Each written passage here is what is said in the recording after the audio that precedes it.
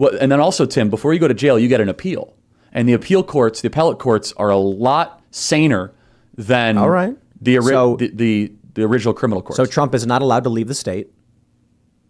Okay, that's a potential. Yeah. Do you think that's going to happen? So I cannot imagine a circumstance where New York jurors acquit Donald Trump.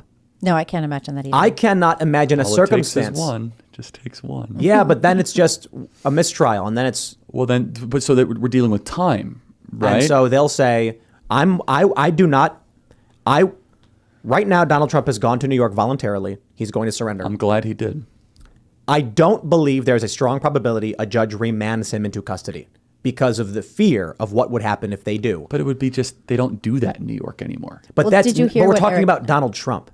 But outside of that, the political ramifications, I don't think it will happen. However, I do think there's a possibility the judge says, Mr. Trump, you own several high-end properties in New York City where you can easily reside.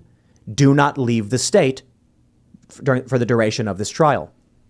He will not be able to campaign. And the judge is going to say, whether or not you campaign for president is not our fault. You are being criminally charged. That would be That's big. a possibility. Right. And I got to be honest, when it comes to the Molotov cocktail thing, I even envisioned a possibility where when Trump's lawyer politely argues to the judge, New York City's laws are very lax in terms of crimes committed. This is not a violent offender. And then if they reference just recently, 2 young people were firebombing police vehicles and were given an opportunity, the judge will say, how dare you question the motives of people challenging the white supremacy of this nation?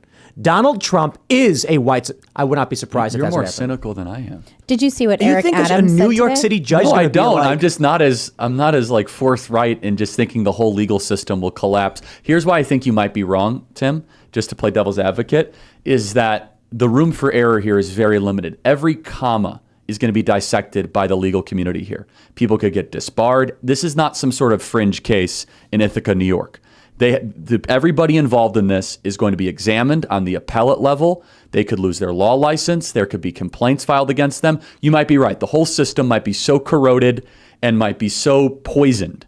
However, I think that because of I think this is my prediction, they're going to just blink and just keep their head down and act as if this is a regular crime and not do anything too unusual and say, this is the law and we follow it and this is precedent. Fine, you can go out, no bail. That means jail. 34 counts? Well, hold on, not necessarily. They're misdemeanors, though. Well, they're misdemeanors. There's at least one felony. And 34 counts doesn't mean you go to jail, by the way. I mean, it's just you could have one action that you have 34 different points. For example, you could get charged for fraud and you make 34 phone calls and it's all on the U.S. attorney or on the charging documents of the prosecutor to determine how many counts there are. There are U.S. attorneys' offices in America that are well known. They're notorious for 99 count indictments just to do it. So why? So let's look at it this way. Why would they indict Donald Trump in the first place? I have a theory as to why. It's revenge.